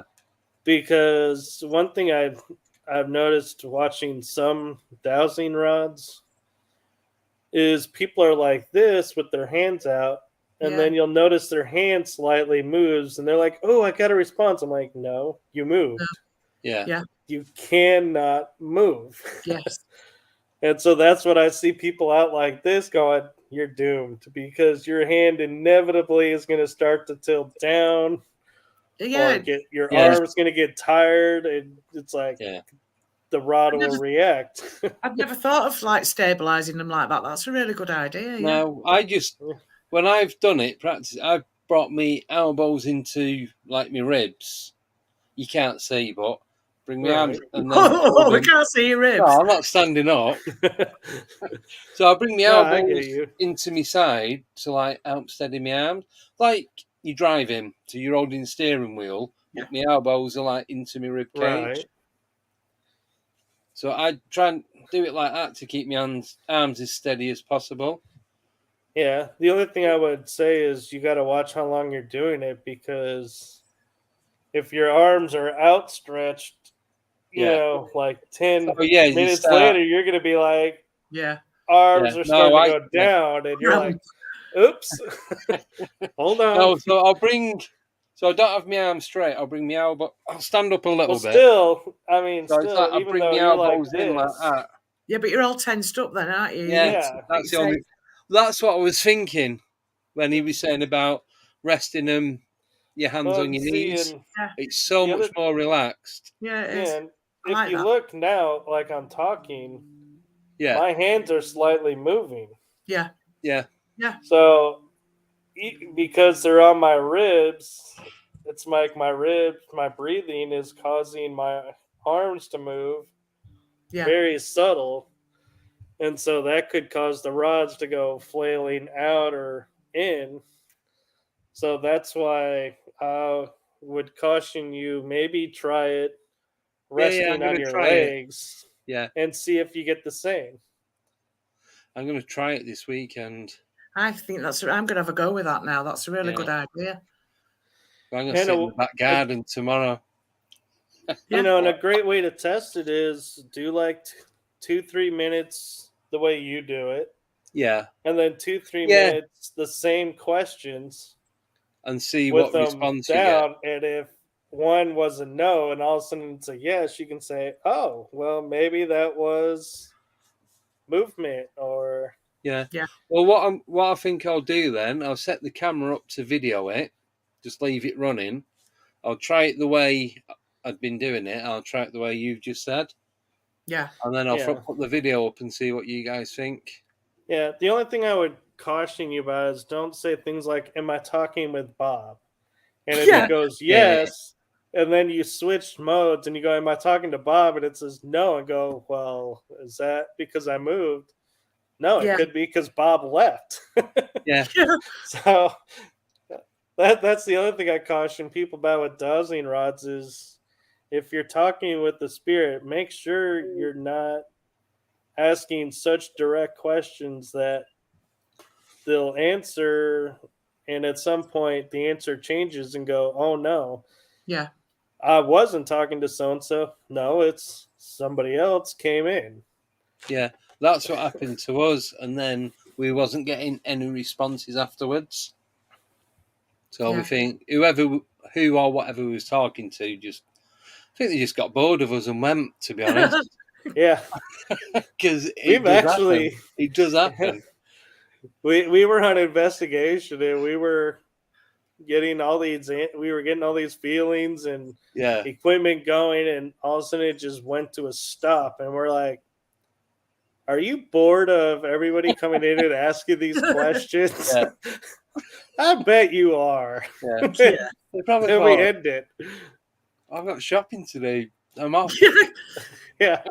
I gotta go pick up my ghost bride. Yeah, I've got to go and buy some bed sheets. Go and scare the kids. Yeah, I gotta go get my Halloween costume. Yeah. Right. I'm definitely going to try that. Cheers. Yeah, for I that, am as Mike. well. Yeah. Next question from Jude again. Have you always dealt with human spirit, or have you experienced other energies? I have experienced energies of animals and humans and stuff that I just call energy because I don't know what it was, if it ever was human or not. Yeah. And that's the other thing is we always assume ghosts and spirits were at one point human. Yeah. They may not have been. They may have just always been just a free-floating energy that communicates this way. Yeah. So can you differentiate between, say, an animal and a human spirit? Do you get a different feeling for each one, or? I would say the way I differentiate animal spirits versus human is when, like, for example, my dogs that have passed away. Yeah. I will hear their paw prints on the ground and I'll know they're here. Yeah. Or I'll feel like their energy and I'll be like, oh, you guys are here. Okay. Like it was when they was alive. It's right. That feeling. Yeah. Versus like humans, it's like, yeah, I can hear their footprints or maybe a banging sound. Something that animals wouldn't do. Yeah. Right. And so to me, that's how I differentiate the animals from the humans is I kind of, in a way, go by the energy. Yeah. If the energy I'm feeling is more like a really strong energy, to me, that's probably more human than animal, because animals, I always tend to think like dogs, cats. They're small. They have great energy, but it's a different style energy. Yes. Yeah. Like dogs have an unconditional loving energy. Cats, I'm not around a lot of them, so I really don't know, but I always get the opinion of they're going to have like a you're here to serve me type energy. Yeah. I am your master. Basically. And fish, fish are like easygoing, just laid back kind of energy. Yeah. Because all they're doing is swimming around. And birds, it's like you could feel like, you're flying kind of energy. Yeah. Whereas, humans, we don't have the ability to fly yet. So unless you were a pilot, you're not going to get the feeling of flying. Yeah. So we're not unconditional loving people yet because we'd have no wars then.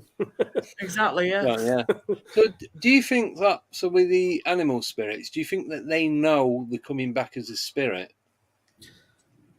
I think they do, but I think to them, it's no different than when they were alive, because that's what they did when they were alive, is they were here for us in a time of need. Yeah. Right. Coming back as an energy, they're here for us that, as we need them, and it's the same effect. Yeah. We just don't see them. And so we can't like pet them and be like, oh, I lovey-dovey on them. Yeah. Yeah. In that way. But I always feel like spirits, a lot of times, I kind of put them in two categories of how they interact. There's the spirits that are like, I want to communicate. I love the fact you can hear me. You want to communicate. Let's dialogue or interact. Yeah. And then it's like, I feel like the other category is they're like, I want to communicate. You're here for 15 minutes of fame. Yeah. I want to, create an interaction. You're here more to sell something. So I'm not going to bother with you. Yeah. Right. And that's why I feel like you could send two people in the same room. One will say, I had all these experiences and interactions. And the other person, they're like, nothing happened. It was flat. I feel like the spirits know who's genuinely there to communicate. Yes. Paranormal investigating, who's there to be like, oh, I could be on TV. I could do this or that. And doesn't really have its full heart into it. Yeah. Yeah. Quick question on that one. Sorry, I just want to jump in quick. So it's going to sound like a stupid question, but I'm being genuinely serious. So do you think, like, obviously spirits, people that have passed, do you think that they have pet spirits? Like we have a pet cat, we have a pet dog while we're alive. Do you think that they have them once they pass over as like a companion? Well, in metaphysics, I was taught to believe when we pass over, we're met by all of our soul family, and that includes pets and everything. Yeah. So could they be there? Yes. Would they be there? I think it depends on the relationship you have. If you have a relationship where you're a spirit and you're like, oh man, I'm feeling dread and I'm feeling this or that, and the animal senses it, they could still probably come and keep you company. Yeah. Yeah. But would they make themselves known to an investigator? Probably not. No. Right. Yeah, I get that. And that's why I feel like a lot of times some spirits, even though they went through traumatic deaths, when we get around to quote unquote meeting them, they're not so like, oh my god, freaking out. Of course they've had time to cope with it, but I think too there have been other spirits that have come to help them realize you don't have to relive it. Yeah. You can let the experience go. You can talk about it without reliving it, and this is how it's done. Yeah. Versus, I think the people, and the difference is the people that I feel like die suddenly, that's harder for them. And even a pet, I think that would be extremely difficult for them to understand. Hey, I know 1 second ago you were alive, but you're not alive now. Yeah. And so those, I think, are the spirits that, like, when we interact, that are like, in a way, feel like they're freaking out or like really hard to understand, is because they haven't come to terms themselves. Yeah. Right. Yeah, that makes sense. Yes, definitely. Yep. Right. Thank you for that. Next question from Stockholm, Pearls and Views. Would Michael like to go to Stonehenge? Probably good chance of EVPs there. Well, funny story about that. Texas, we have 2 Stonehenges. So I actually have been to one of them. Now, when I was in England, I didn't get a chance to go to the Stonehenge there. Would I have loved to? In a heartbeat. Yeah. Is it on my bucket list? Absolutely. Yeah. Is it on my bucket list to investigate? You bet your bottom dollar. Yeah. If I got the opportunity, I would go in a heartbeat. Do I think there's a chance of EVPs? I think there's a good chance of EVPs everywhere we go. Yeah. It depends on what you ask. Yes.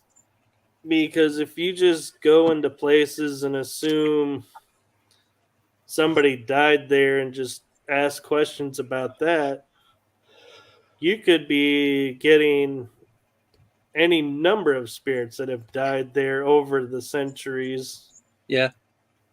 Answering you. So I would say if I was to go to Stonehenge to do EVP work, I would be kind of like going up, asking questions like, okay, so, who put the stones up? When were these stones put up? Kind of like to get a baseline of who am I talking with versus just going, oh, so the druids put these up because maybe they were already there. We don't know. Yeah, you don't know. Yep. Yeah.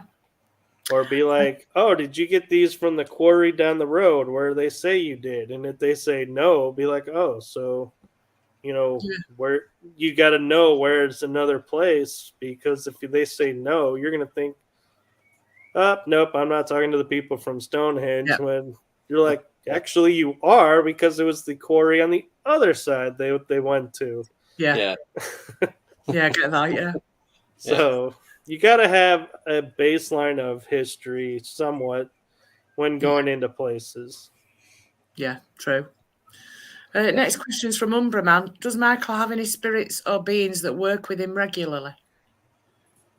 I do have spirit guides that work with me, and that whenever I not necessarily paranormally work with me, but in normal everyday life, like if I'm reviewing and making a video, and I'm like starting to doubt myself and going, oh my god, this video is like pointless, there's nothing here, it's like a waste of time. Why am I even putting this out there? Because if I'm trying to build up a reputation and get people to want, ask me to come investigate and put this up, and this is what they watch first, they're going to be like, well, why am I inviting him? He don't get nothing. Yeah. So what's the point of, I'm wanting answers. And so they're always in the back of my mind and going, just because you don't see it doesn't mean it's not there. And reminding me, you can't always get something. And it's like, they help me to remember even times when it's like, feel like, man, I totally blew it. I should just walk away. They're like, no, if you walk away, look at all this other stuff you've done. Yeah. How can this be your defining moment? And so it's like they kind of helped ground, I would say, is to ground me back to, okay, yeah, there's going to be ups and downs in this field. There's just like anything else.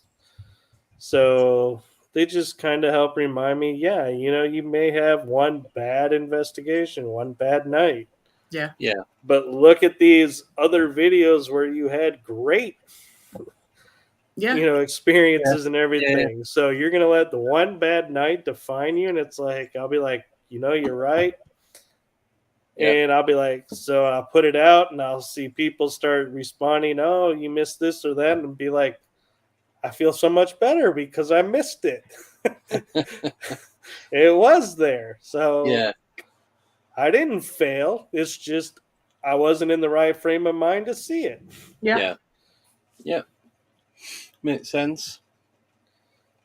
Right. Next question is from Rick Allen. Do you believe you've had previous lives? Or do you know you've had previous lives? I'm kind of smiling and laughing because I was talking to Carla Norris, who she likes to call me her investigation husband because we go investigating together a lot. Yeah. And she was asking me about past lives, and I said, and I was like, I started laughing. I was like, oh, I've had lots of past lives. She goes, how do you know? I said, I've talked to people. Yeah. And I've gone through hypnosis, with the metaphysics of, going to the proverbial door and opening it and making the choice. Do I want to leave the door open so that I remember everything, or close it and only open it when I need it? all these choices through lives, but I am a firm believer of past lives. And I was on another interview with a friend of mine, Andrew, who does a kind of podcast show like you guys do. And it's the crazy thoughts of a Brit and a Texan. And we were discussing, are we living in a simulation?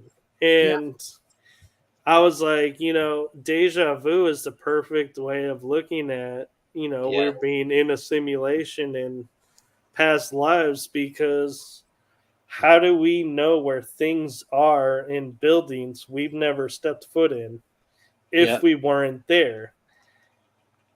And if I wasn't there in this life, I had to have been there some point. Oh, yeah.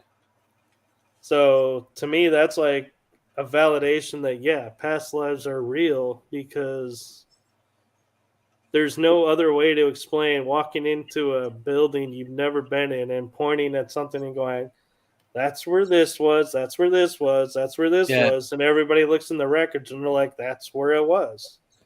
Yeah. So it would be like me coming to, say, someplace in where you guys are, and going, oh, there was, a battle here and a battle there, and there's like no markers. Yeah. And you're like, no, looking up the record, like, oh my God, you have a clan battle here or a clan battle there. How did you know that? It's like, I just knew. Yeah. So does that happen to you a lot? It actually has happened to me a few times when I go to like Civil War battle sites. Yeah. I will sit there and it's like, I feel like I'm in a trance state watching a video. Yeah. Right. And it's like, and it feels so real. It's like, and it feels like such a memory that it's like, everything I'm seeing is like, I remember this being here. I remember this being here. Yeah. And my parents took me to Vicksburg Military Park, which was during the Civil War, the siege of Vicksburg. Yeah. And it was a massive turning point in the Civil War. And we're sitting there in the car driving along, and all of a sudden I'll be like, I'll go, do y'all smell that? I smell blood in the air. Ooh. Yeah. And I'll be like, and they're like, no, not really. And I'm like, do y'all see the troops over there? There's like a regiment over there. They're the Blue, the Union. They're skirmishing with a few Confederates over there. There was cannons over here that were raining down. And it's like I feel like I'm narrating the battle. Yeah. Right. Yeah. That happened probably like 100 years ago in 1860s. It's, over 100 years ago. There's no way I could be there and know that. But I'm literally seeing the ground telling me the story of everything that's happened. Yeah. And to me, the only way I can explain that is it's a memory that came forward because I was in that position and opened myself up to see it. Yeah. Because it's one thing to read in a book and say, oh, this happened. But when you go to the battlefields, you don't see like statues of groups of guys standing there going, oh, yeah, that's, I read about them in the book. There they are. Yeah. You only see the cannons or monuments. Yeah. So it's like, you don't know whose is whose, what's what. Or at least that's not what we do. No. Yeah. Right. Next question is from Joe. Has Michael an opinion on Dogman? Now, are we talking about the Dogman tribe of Indians that have supposedly skipped through town or time, or... No, the werewolf type dogmen. The bipedal canines. Yes. Oh, cryptids. Cryptids. I have not come across a Dogman. However, that being said, I have had paranormal experience with like a wolf that was in the wild, there was no. It's like the physical wolf wasn't there, but it's like I had the vision that there was. Yeah. And marks to remind me of the experience. But I would not say I have familiarity of running across a spot where I could say, yeah, this was definitely werewolf territory. Yeah. Right. I'd love to. Yeah. I'm a fan of werewolves. Yeah. During the Twilight series, I was on the werewolf team. Team werewolf. And it wasn't for the girl. I was just supporting the wolves. Yeah. I thought it was cool how they showed them. Yeah. Right. Next one is from V. Does Michael see the lunar cycle having any bearing or impact on activity? Ooh, that's a good question. Yes.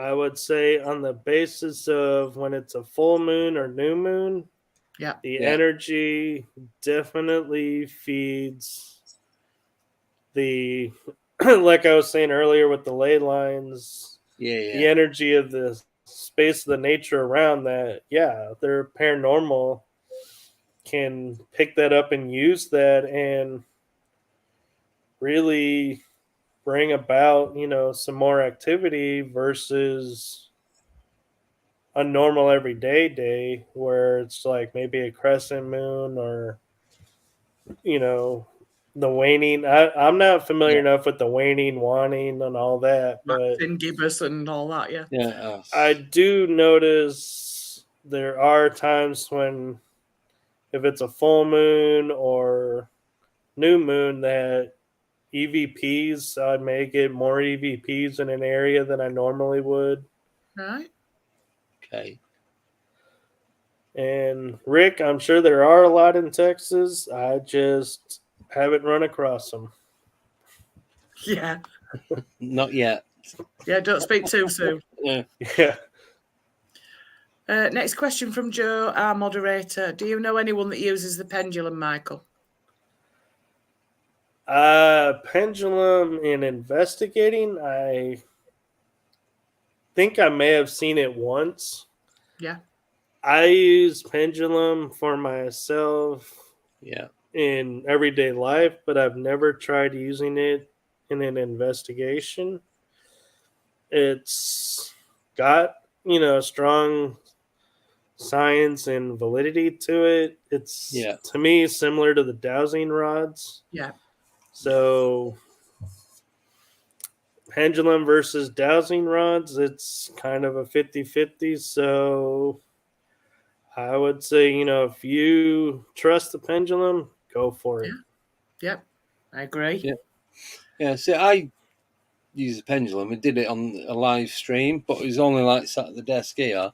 But I use it same as you for personal stuff. I think it'd be quite difficult to use to do an investigation because of the type of questions that you need to ask.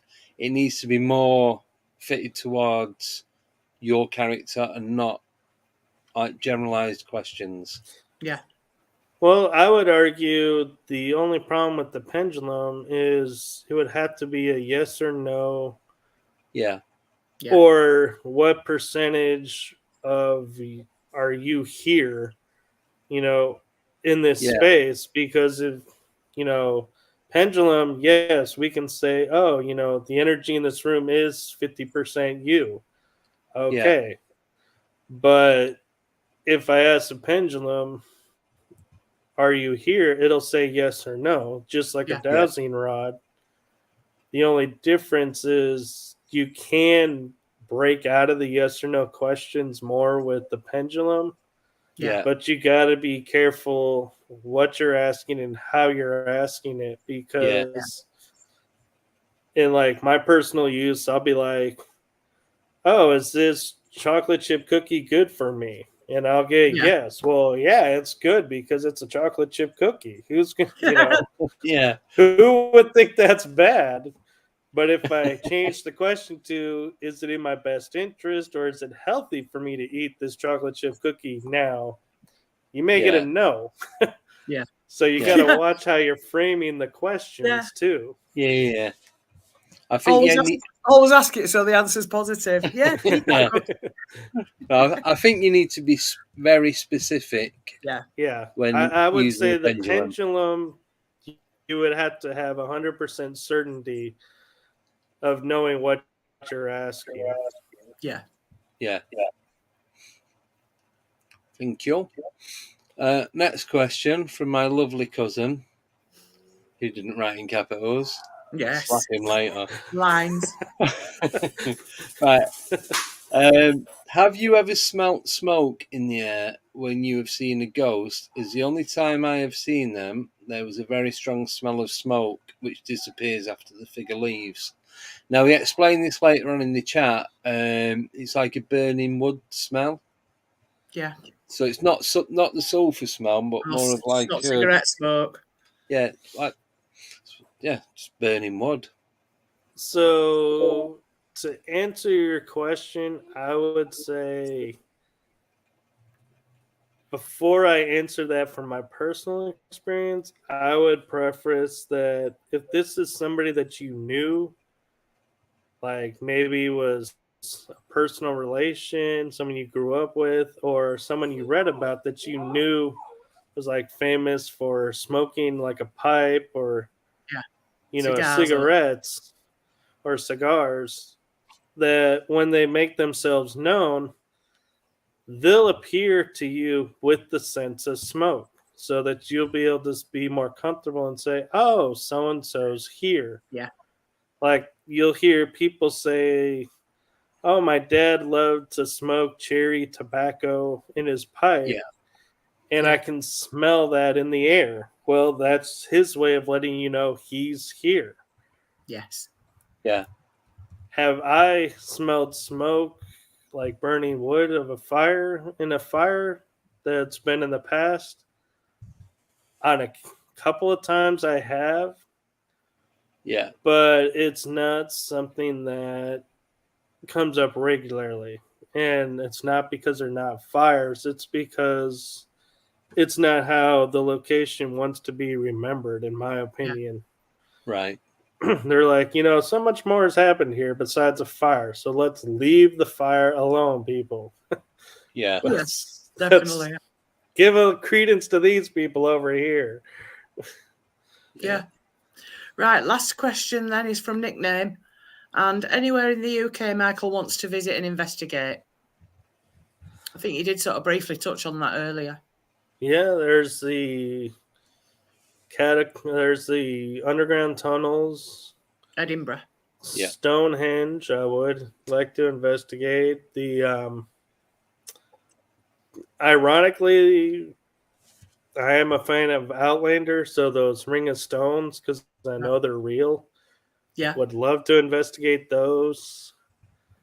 One location that I mentioned, a lot of people don't remember, is Tinnigal, the birthplace of Arthur. If he was real or not. Be like, that would be a cool place.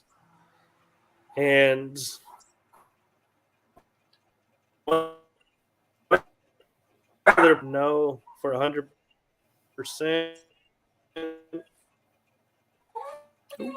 He's gone. Yeah. Would be We're frozen. Like oh no, he's back. The crystal caves that supposedly Merlin was trapped in. I got the crystal caves that Merlin was trapped in. Right, that was the last bit. All right, yeah, it went off when I was just trying to decipher what you were saying. Sorry. Yeah, it would be interesting to see that and experience, what that would be like. Yeah. Cool. Yeah. Lovely. Thank you for that. Yeah. Thank you. Yeah, there's a lot of legendary places. Hadrian's Wall. I mean, there's a lot of places in the UK. Yeah. Including Ireland. I mean, there's castles, there's Obviously the battlefields. Yeah. A lot of battlefields. There's a lot of abbeys as well. Yes, there is. Yeah. Yeah. Like derelict ones and ones that are still in use. Yeah. So. Yeah. For the sake of tradition of family, because I do have some Scottish descendancy. Yeah. Battle of Culloden would be an interesting place to go see, and find out if I had family there, and if that would ramp up, and have family come up and be like, hey, yeah, it's interesting to meet, my descendant, or if they'd be more like, yeah, we don't know who you are, so we're not talking to you. Yeah. Yeah. You're foreign. Go away. Yeah. I don't understand you, so we're just going to let you go. Yeah. Right. That is a perfect ending, I think. A massive thank you, Michael, for coming on. Thank you. And sharing everything. Thank you for inviting me. Really enjoyed that. And teaching us some new ways of doing stuff. Yes. That I think we're both going to be jumping on over the weekend. Definitely, yeah. And if you never see us again, it worked too well. Well, one of the things we're starting here in Texas to try and broaden awareness to is para-unity. Right. And the idea of, paranormal teams, they all have their specialties, but if you come together, how much more we can share with each other, and how much more, our investigations can grow because we learn new things. Yeah. Yeah. That's it. It is. It's like, say, I suppose, trying different techniques, what works, what doesn't work, and sharing it, and like you say, expanding, and everyone not doing the same thing, but everyone getting involved with the same thing. Yeah. Well, and even if they're doing the same thing, the results aren't always going to be the same. So I was going to say, it's not always going to be the same outcome. That was it. I know it was outcome. I can't think of it. Yeah, and I will say, for anyone who wants to become an investigator, do it. Just 2 rules of thumb: have fun, and don't be attached to the outcome. Yeah, you got to be open and blank when going in, because otherwise, if you're focused on one thing, you're going to miss something else. Yes. Definitely. Yeah, 100%. So, thank you again so much for coming on. Yes, and sharing everything with us. And hopefully, I was going to say, hopefully you'll be back on again sometime in the near future. Anytime, I'd be happy to come on. Brilliant. We do obviously, we love the guests coming on, but it's good to get them back on and give us an update of what they've been up to in the gap between point A and point B. And just, it's just nice to come back and chat with you all. Right, because, you never know. Next time I come on, I could have gone to a brand new location, a brand new state, and had a whole different realm of experience, and be like, or maybe like, hey, I met a dog man since then. Well, you never know. You never know. Anything can happen. Anything at all. So, right. So, thank you, everyone. The question. Are you ready for this, Michael? This is a question for Deborah every single week, right? We have a shared calendar that we can both put stuff on. It's a digital calendar that we can both put stuff on, so we know who's on and when we're not doing anything, and so on and so on. Do you think she knows who's on next week? I do. Mum Strickler. Who's on before that? What do you mean who's on before that?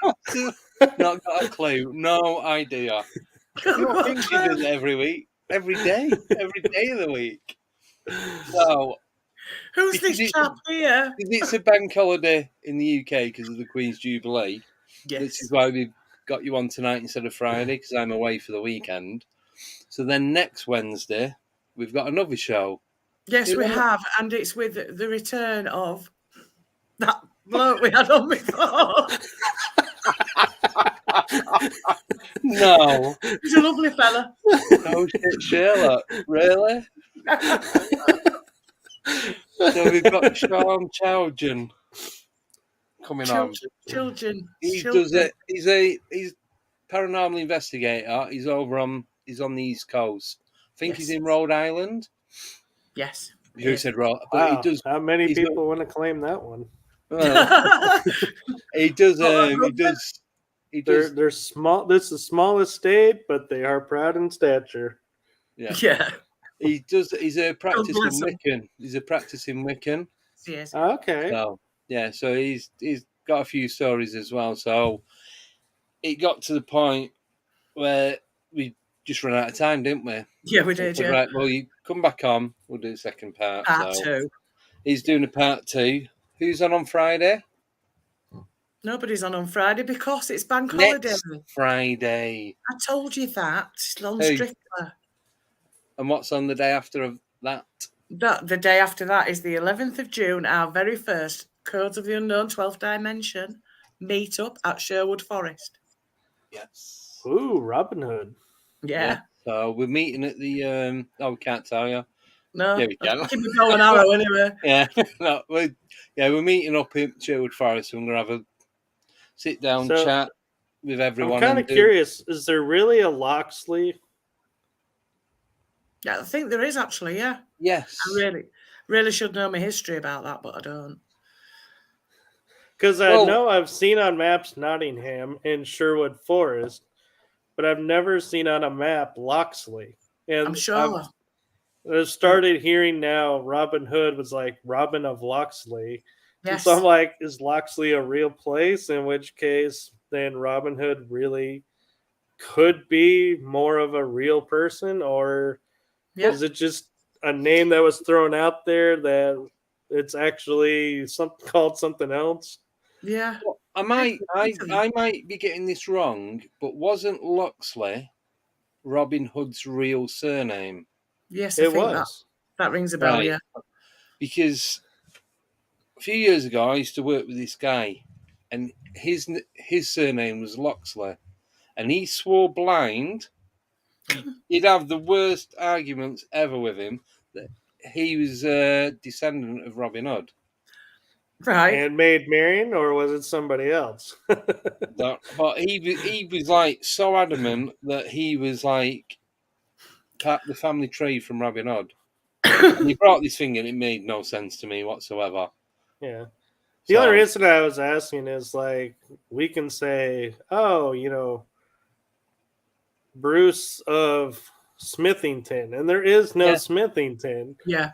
Yeah. But we take artistic license and just create places. And so that's why I was wondering if Loxley is like one of those where, the authors took artistic license and created a piece of land in England that really doesn't exist. Yeah. Yeah, I was going to say the name where they wrote Loxley there, it was spelled different. It was the Lockssley. That was the way his name was spelled. Yeah. And he'd fight you.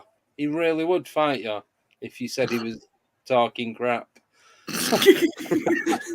So he was adamant. And that was it. That's all I know. It was just, that was it. I got a funny story for you about genealogy. Yeah. One of my descendants was the original Guardian of Scotland, who met up with Robert the Bruce in front of a church and was murdered. Oh.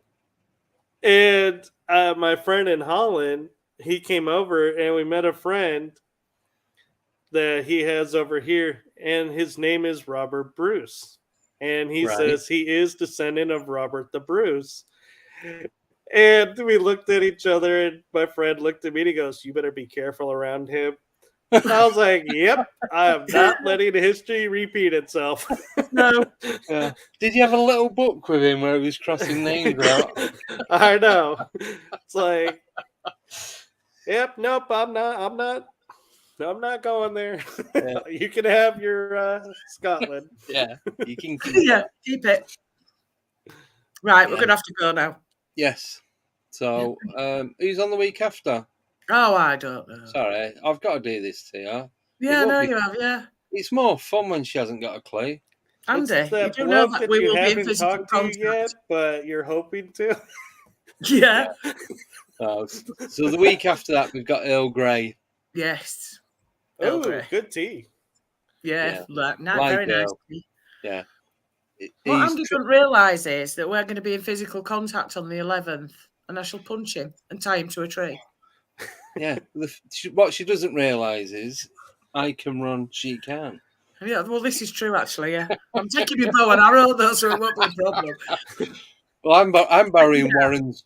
I'm picking Warren up from the station. He's bringing me a pair of green. On your side. He's bringing me some green tights. Oh, smashing. Yeah. Can't wait. I might be poorly that day. Just do me a favor. When you put the tights on, don't do the Carrie Yule's men in tights and go, how's my seam? You do know I'm going to have to do that now. No, please don't do that. No. Yeah, I'm going to have to. I'd rather you didn't. Just for some reason, when you mentioned the green tights, that popped in my head, Robin and men in tights. Yeah. Well, there will be plenty of photos. I'm going to have to buy a pair of green tights now. Oh, you know this. Oh, well. Right. Or and on just that get note, some tights and color them green. Yeah. Yeah. I'll just buy some legs. I'll just paint my legs green. It'll be fine. No one will know. Oh, please. Right. On that note, we definitely have to go. Yes, we do. Right. So, thank you everyone guys for coming on. Thanks again, Michael.